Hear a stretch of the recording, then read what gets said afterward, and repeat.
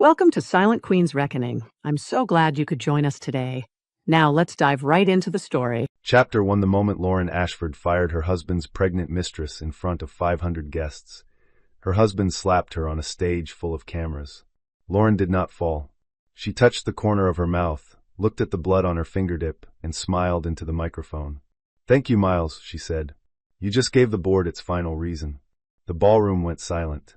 Miles Ashford stood 3 feet away from her, one hand still lifted, his face drained of color as if he had struck a match and discovered the whole building was soaked in gasoline. The plaza ballroom glittered around them with chandeliers, white roses, champagne towers, and the expensive stillness of people who had just watched a billionaire CEO make the worst mistake of his life. Lauren stood beneath the stage lights in a black velvet gown, dark blonde hair swept back, posture straight despite the red mark blooming across her cheek. In her left hand, she held a small silver flash drive. In her right, a microphone. Below her sat the board of Ashford Nova, the software company Miles liked to call his empire. Investors from London and Zurich. Journalists from every financial paper that mattered. 400 employees in formal wear. And in the front row, frozen in a champagne satin dress, sat Ivy Lane, Miles's 26-year-old executive assistant, the woman he had moved into luxury hotels, onto hidden payroll, and apparently into the center of his future. Ivy had one hand over her stomach. For 3 months, she had used that pregnancy like a security badge. Lauren had used those same 3 months to build a case. The charity gala was supposed to celebrate Ashford Nova's upcoming IPO. Miles had spent the week rehearsing a speech about integrity, family, and the future of ethical artificial intelligence. Lauren had watched him practice in the mirror of their Upper East Side townhouse, adjusting his tie while his phone lit up with Ivy's messages behind him. He believed Lauren had forgiven him. That was his first mistake. He believed she was only a wife. That was his second. The master of ceremonies had introduced her with polished cheer 10 minutes earlier. "Please welcome Mrs. Lauren Ashford, wife of our CEO, to draw tonight's grand prize." Wife of. Lauren had walked onto the stage with a smile calm enough to be mistaken for grace. Miles raised his glass from the front row.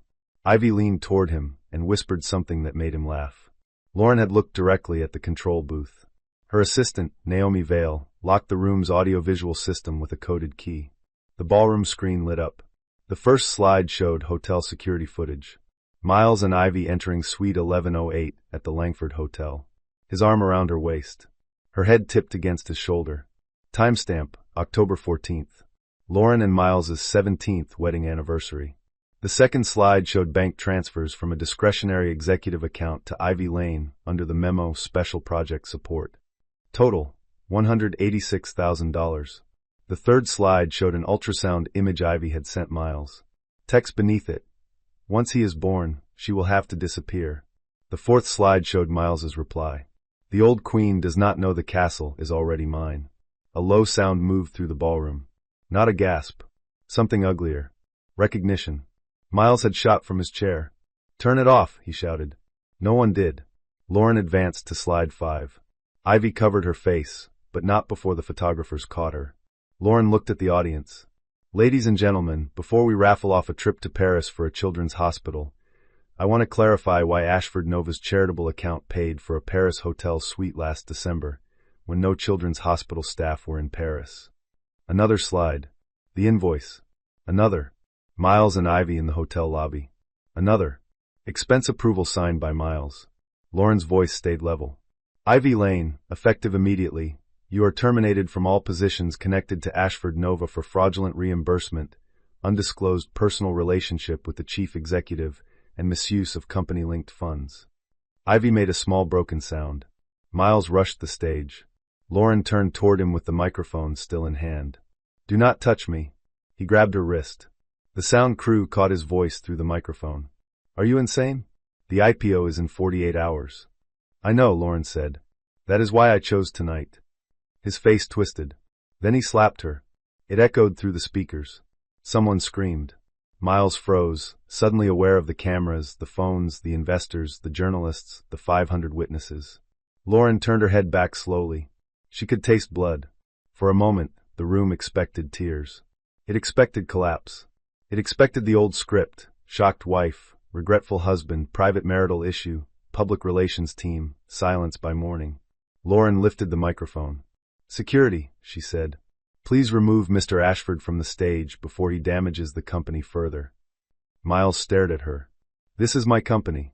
Lauren's smile was small and cold. "No, it was your title." She took a folder from Naomi, who had stepped onto the stage with the precision of a woman who had rehearsed every second. As of 15 minutes ago, the emergency voting proxy agreement was activated. My premarital shares, the marital equity transferred under the misconduct clause, and the board's protective proxy give me controlling authority pending investigation. Miles's mouth opened. No words came out. Lauren held up the flash drive. "And this contains the evidence that explains why you are no longer fit to hold any position at Ashford Nova." In the front row, Ivy began crying. Lauren looked down at her. "Mississippi Lane, you may keep the chair for another 30 seconds. After that, I suggest you stand up before security helps you."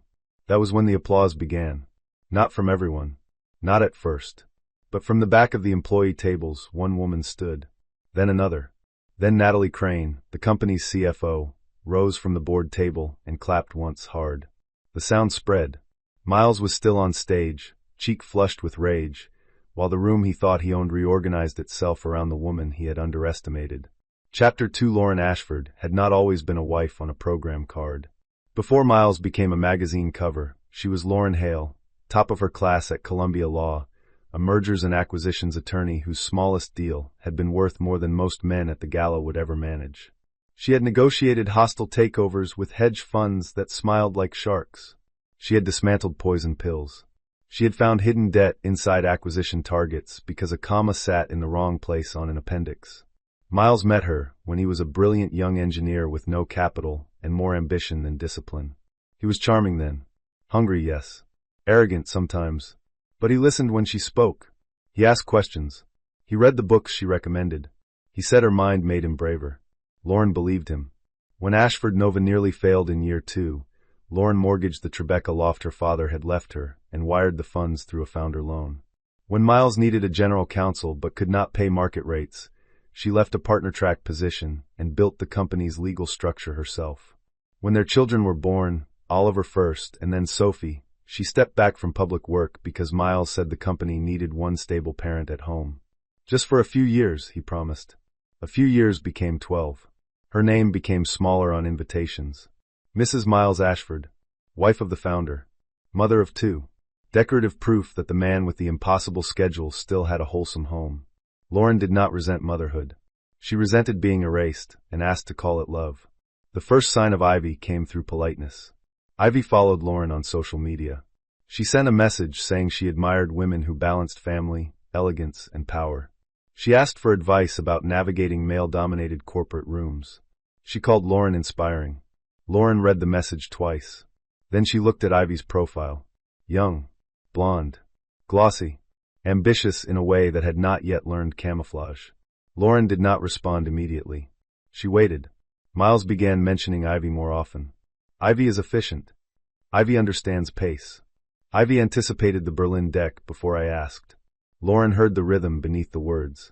Men praised competence differently when they wanted permission to desire it. Then came the ultrasound. Lauren found it in Miles's home office, tucked inside a contract folder he had asked her not to touch because the IPO quiet period was sensitive. Ivy Lane. 6 weeks. Private clinic. Lauren stood alone in the office with the paper in her hand. Her first feeling was not anger. It was absurdity. 17 years of marriage, 2 children, one company built on her money and labor, and he had hidden the evidence in a folder marked confidential, as if confidentiality had ever stopped Lauren Hale from reading a bad contract. That night, Miles cried. He knelt beside the bed, held her hand, and called it weakness. He said Ivy had pursued him. He said he felt old. He said the pregnancy had shocked him too. He swore the affair was over. Lauren looked at him and made a decision. She would not forgive him. She would let him think she had. The next morning, she hired Naomi Vale full-time. Naomi had been her assistant during the law firm years, a woman with perfect memory, quiet shoes, and a deep dislike of arrogant men. They began with bank records, then travel, then company expenses, then board minutes. Within 3 weeks, Lauren knew the affair was only the decorative top layer. Miles had used executive accounts to pay Ivy. He had billed hotel rooms as investor hospitality. He had routed gifts through marketing vendors. He had inflated revenue ahead of the IPO. He had paid a zoning consultant through a side entity tied to a public contract. And there was one file Naomi found in an archived board packet that made Lauren sit down. Aron Valley, 25, junior security engineer, dead 3 years earlier in a highway crash after raising questions about phantom revenue. Lauren remembered Aaron. Quiet, brilliant, painfully earnest. He had once fixed Sophie's tablet at a company picnic and refused the $50 Lauren offered him. The official report said break failure. The internal email chain said Aaron had requested a meeting with Miles and the CFO about accounting irregularities 1 week before he died. Lauren did not sleep that night. The plan became larger. Not revenge. Containment. Miles was not just unfaithful. He was dangerous. Lauren built the case legally. She used shareholder inspection rights. She used her original founder loan documents. She used board information covenants she had drafted years earlier when Miles thought legal paperwork was boring. She hired licensed investigators. She retained a forensic accounting firm. She asked a retired federal judge, Theodore Marsh, a friend of her father's, to introduce her to the right prosecutors once the evidence crossed from marital betrayal into criminal exposure. She did not wiretap bedrooms. She did not need to. Men like Miles left trails because they believed loyalty meant no one would follow them. 3 days before the gala, Lauren met with Natalie Crane, Ashford Nova's CFO. Natalie read the first packet in silence. Then the second. Then the third. When she reached the hotel receipts for Ivy, her face hardened. I knew something was wrong with the discretionary accounts, Natalie said. Every time I questioned him, he told me the IPO required trust. Trust is not a control environment. Natalie looked up. For the first time that day, she almost smiled. I can get you the board votes if you can survive the room. Lauren closed the folder. I survived 17 years. Chapter 3. After Miles was escorted from the gala, the night fractured into controlled chaos. Naomi moved like a general. Security preserved stage footage. The audiovisual team exported the full recording. A doctor from the charity board examined Lauren's cheek and documented the injury. Natalie took 3 board members into a private room and showed them the proxy documents. Lauren went outside for air. December wind cut across Fifth Avenue. She stood under the plaza awning in her velvet gown and winter coat, the left side of her face pulsing. Her phone rang. Oliver. Her 15-year-old son rarely called twice. He called once, sent a dry text, and assumed intelligence would fill the gap. She answered. Mom. His voice was too controlled. I'm here. Dad called. He said you humiliated him in public and had some kind of breakdown. Lauren closed her eyes. Your father slapped me on stage in front of 500 people. Silence. Is Sophie with you? She's upstairs at Grandpa's. She heard him yelling on speaker before I grabbed the phone. Lauren's hand tightened around the device. Do not open the door for him. If he comes there, your grandfather calls the police. Are you coming home? Home. The word hurt more than her cheek. Not tonight. Mom, I need you to listen carefully. You and Sophie are safe. Your grandfather has security downstairs. I will see you in the morning. Oliver's voice changed. Small suddenly. Are you safe? Lauren looked through the hotel glass at the ballroom where her husband had just become a headline. Yes, she said. For the first time in a long time, I think I am. At 10 the next morning, Lauren walked into the Ashford Nova boardroom. No velvet gown now. White suit. Low heels. Hair pinned back. A visible bruise on her cheek because she refused to powder over evidence. At the long glass table sat Natalie Crane, CFO. Jason Bell, CTO. Marcus Drew, COO. 3 independent directors. Head of HR. Outside counsel. 2 crisis communications advisors who looked as if they wanted to crawl under the table. Miles was not there. His attorney had sent a letter claiming Lauren's actions constituted emotional abuse, corporate sabotage, and a temporary mental health crisis. Lauren placed the medical report on the table first. This is from last night. Then the police report. This is already filed. Then the signed misconduct transfer agreement. This was triggered by adultery, misuse of marital assets, and documented violence. Then the shareholder ledger. This is control. Jason rubbed his forehead. Lauren, no one supports what Miles did. But the IPO is in 2 days. If we remove him now, the market will panic. The market will panic more when the CEO is indicted after ringing the bell. Marcus Drew leaned back. That is a large word. Indicted? Yes. Then look at the large evidence. Naomi distributed binders. Lauren watched the room read. Hotel invoices. Phantom contracts. Inflated subscription revenue. Side payments to consultants. Shell companies. A file on Aaron Vale. The mechanic's later statement that the break report looked altered. A former employee's email saying Aaron had planned to report accounting fraud. Marcus turned pale first. Jason second. Natalie did not turn pale. She turned furious. You knew some of this, Lauren said to Marcus. His eyes snapped up. Excuse me? You approved the Berlin hospitality invoices. You approved Ivy Lane's consulting allowance before she was officially onboarded. You helped Miles keep Natalie out of the discretionary account. I was following CEO instruction. That will be your defense then. The room chilled. Lauren stood at the head of the table. Here is what will happen. Miles Ashford is suspended immediately from all positions. Ivy Lane remains terminated and is referred to counsel for recovery of improper payments. An independent investigation begins today. We self-report the accounting irregularities before the SEC discovers them through journalists. The IPO is delayed, not canceled. I step in as interim executive chair. Jason looked up. And if we refuse? Lauren nodded toward the binders. Then I send everything to prosecutors before lunch and let them learn your names from subpoenas. No one spoke. Natalie broke the silence. I vote yes. One independent director followed. Then another. Jason closed his binder. Yes. Marcus stared at the table. Lauren looked at him. Mr. Drew? His jaw worked. Yes. Good. Lauren sat in Miles's old chair for the first time at 11:18 a.m. The skyline looked different from there. Not better. Clearer. Chapter 4 Ivy Lane arrived at headquarters that afternoon wearing sunglasses, maternity leggings, and the expression of a woman who had discovered beauty did not work on locked doors. Security stopped her in the lobby. She demanded Lauren. Lauren agreed to see her. Not out of mercy. Out of strategy. Ivy entered the executive office slowly, one hand resting on the curve of her stomach. Without makeup, she looked younger.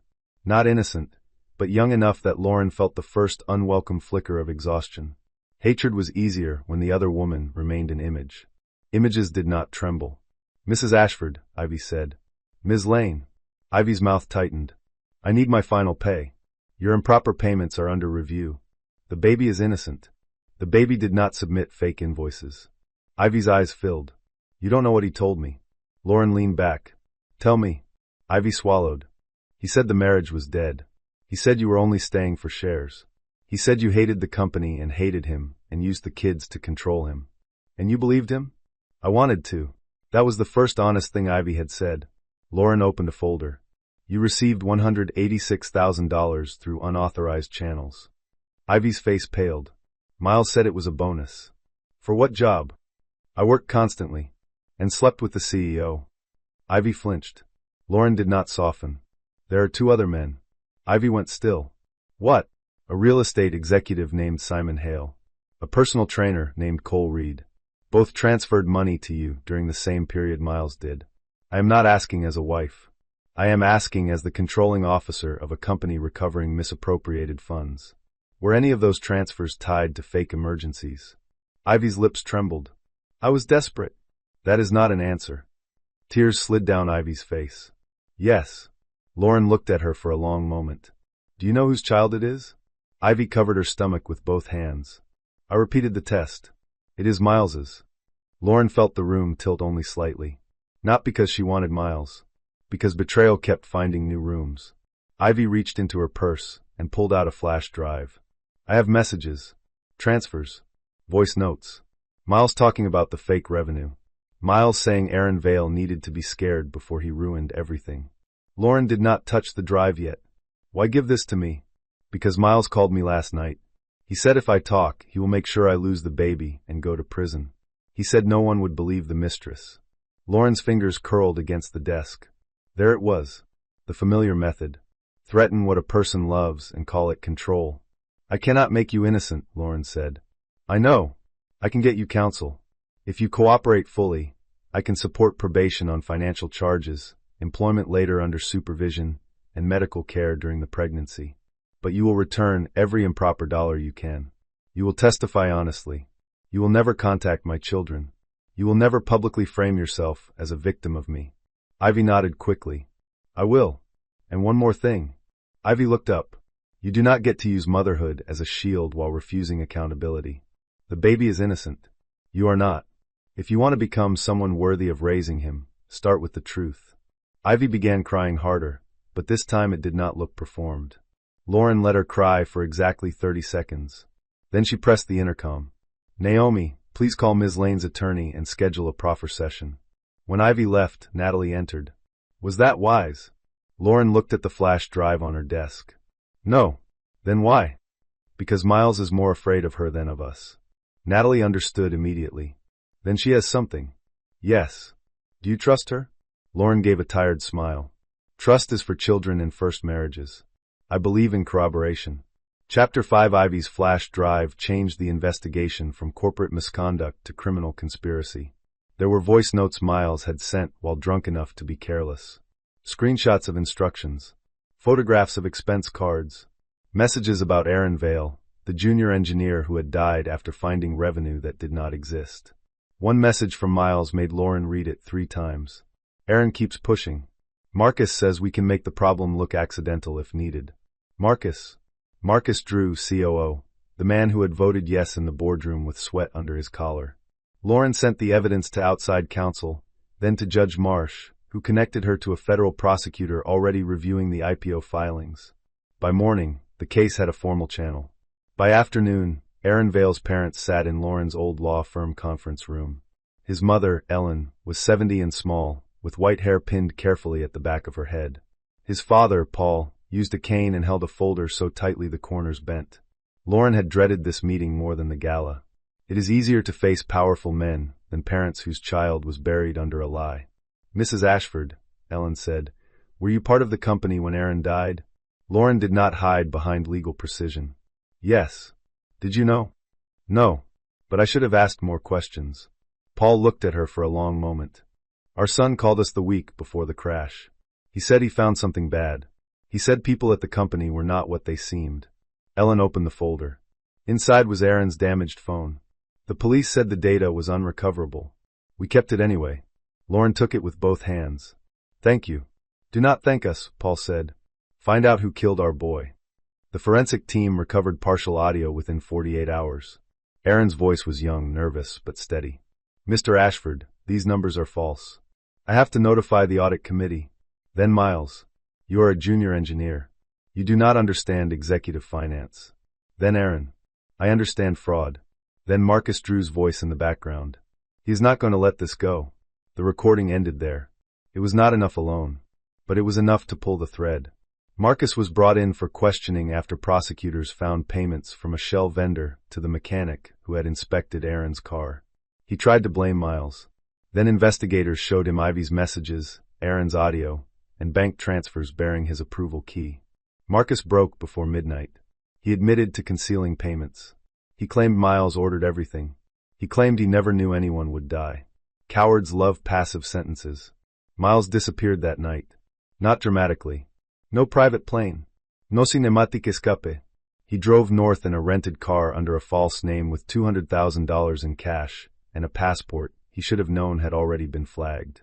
He was arrested near the Canadian border at dawn. Lauren did not go to watch. She learned from the prosecutor by phone while making breakfast for Oliver and Sophie. Sophie was 12 and had begun reading every article about the scandal, though Lauren had asked her not to. Is Dad going to jail? Sophie asked from the kitchen island. Lauren turned off the stove. Oliver went still beside her. There was no gentle way to say some truths.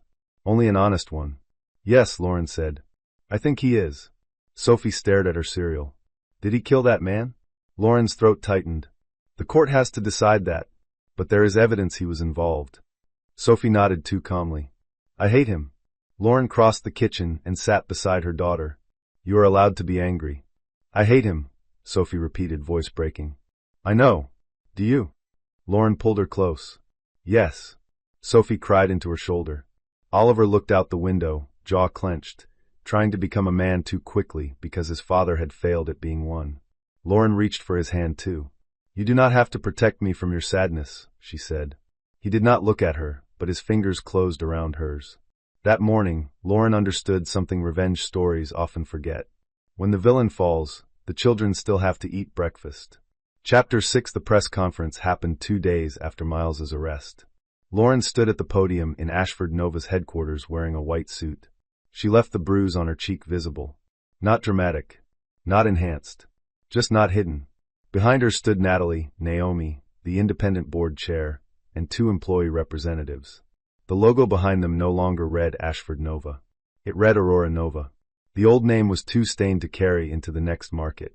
First, Lauren said, I apologize to employees, investors, clients, and the family of Aaron Vale.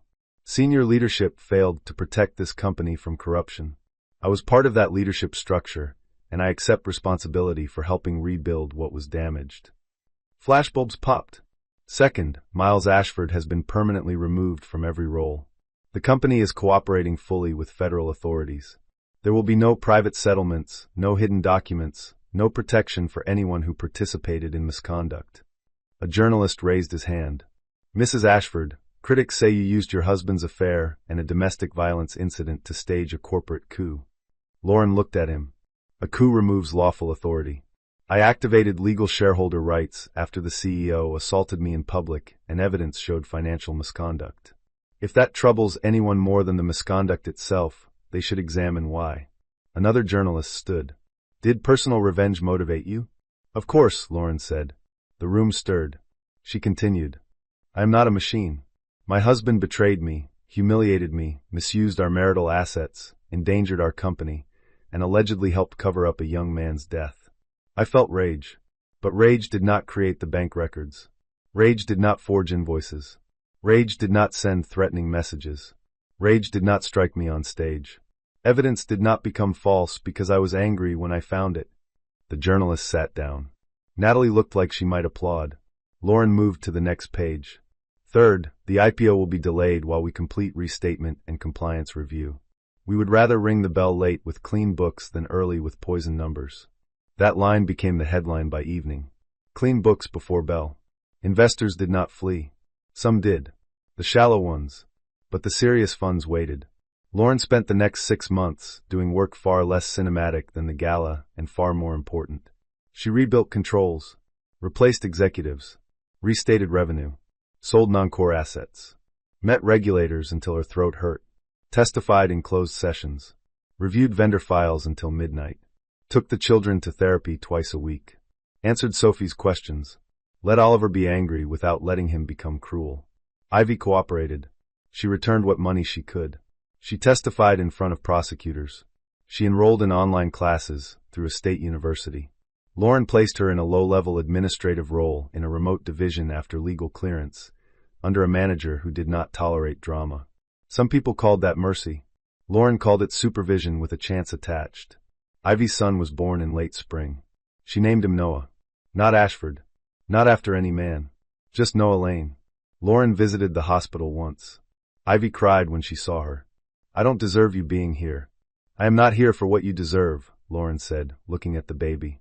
I am here because children should not inherit the worst thing their parents ever did. Ivy wiped her face. I want to do better. Then do it in verbs. What? Study. Work. Save. Tell the truth. Show up. Those are verbs. They matter more than apologies. Ivy looked down at her son. Okay. Lauren left before the moment became sentimental. But in the car, she cried for exactly 4 minutes. Then she went to a meeting with auditors. Chapter 7. Miles's trial began in winter. By then he looked smaller. Prison weight sat strangely on him. His hair had been cut short. His designer posture had collapsed into something defensive and tired. But when Lauren entered the courtroom, hatred lit his face like an old habit.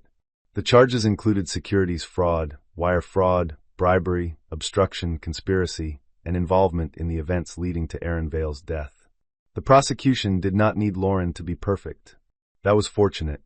On cross-examination, Miles's defense attorney tried to make her a bitter wife. Mrs. Ashford, is it fair to say your investigation began after you discovered your husband's affair? Yes.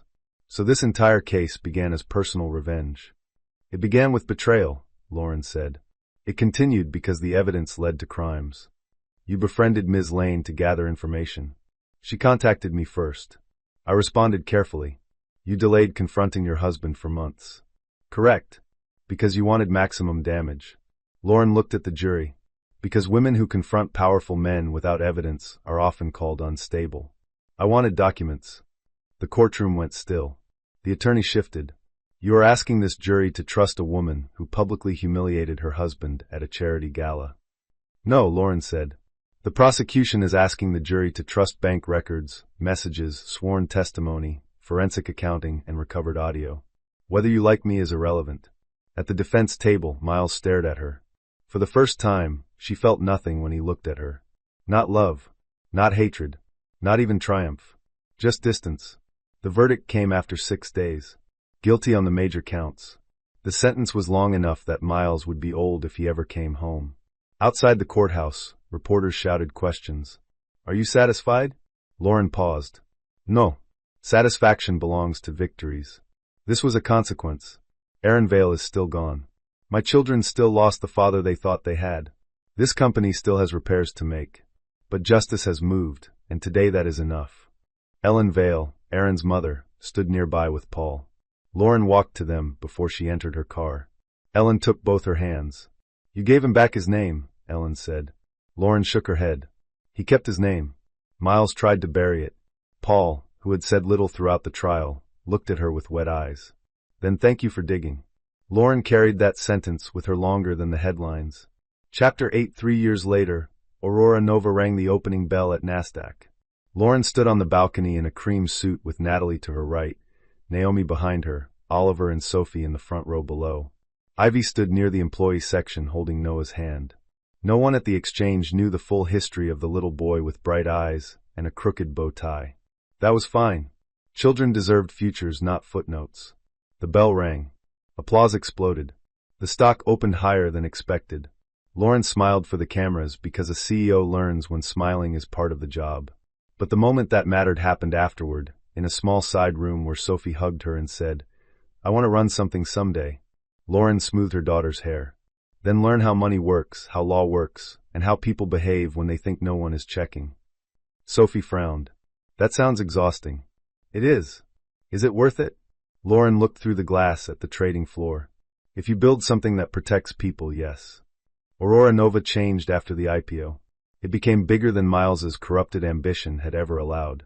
The company built fraud detection software for banks, accessibility AI for visually impaired users, and compliance systems that eventually became standard across several federal agencies. Lauren founded the Aurora Women's Independence Fund with a percentage of her personal shares. It supported women leaving financially abusive marriages, women rebuilding careers after years at home, women starting companies after being told they were too old, too emotional, too difficult, too late. She did not call it revenge. Revenge is a match. This was infrastructure. Ivy earned her degree. Slowly. Imperfectly. With child care problems, night classes, and more than one tearful call to Naomi about payroll forms. She married 5 years later, not a rich man, but a kind one, a software developer who treated Noah like a child rather than a complication. Lauren attended the ceremony. Not as a mother. Not exactly as a friend. As proof that people can be more than the worst room they once stood in. Years passed. Oliver became a lawyer and joined the pro bono arm of Lauren's foundation. Sophie studied engineering and business, then interned at Aurora Nova in the least glamorous department Lauren could find. Copies? Sophie complained on her first day. Copies, Lauren said. I am the CEO's daughter. Then you can operate the copier with inherited confidence. Sophie rolled her eyes and did the work. Lauren did not visit Miles in prison for a decade. Oliver did once. He returned quiet. He said he is sorry, Oliver told her. Lauren was in her office, overlooking the Hudson. The city moved below, indifferent and alive. What did you say? I told him I forgive him because I refused to carry him forever. But I also told him forgiveness is not a door back into my life. Lauren's eyes stung. That is wiser than I was at your age. Oliver smiled faintly. I had a better mother. After he left, Lauren stood at the window for a long time. The woman on the gala stage would have wanted Miles to suffer forever. The woman at the window wanted something different. Not mercy for him. Freedom from him. There is a difference. The last internal fight came 9 months before the IPO. It arrived disguised as concern.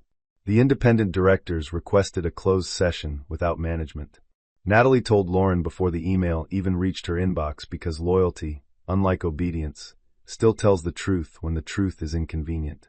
They are nervous, Natalie said. Lauren looked up from a compliance report. About what? You. Lauren leaned back. The word did not surprise her. Say it plainly. Natalie closed the office door. A few investors think the company needs a softer public face before the IPO. They admire what you did, but the old gala footage keeps resurfacing. The slap, Miles being removed, your testimony. They are worried the market sees you as too associated with scandal. Lauren almost laughed. The scandal was the man who committed crimes. I know, but I am the woman who survived them in public, so I am the stain. Natalie's silence confirmed it. That afternoon, Lauren entered the closed session without waiting for permission. 8 directors sat around the table. 2 looked guilty. 3 looked relieved. 1 looked irritated. The lead investor, Warren Pike, was a venture capitalist with silver hair, soft hands, and the particular confidence of a man who had never been called emotional for raising his voice. Lauren, he said, this was meant to be a preliminary governance conversation. About removing me from the public roadshow. Warren's mouth tightened. About optimizing leadership optics. Use adult words. The room went still. Lauren placed a folder in front of every director. Inside is the investor feedback from the last 6 months. Page 1 shows institutional confidence rose after my congressional testimony. Page 2 shows customer renewals increased after the compliance rebuild.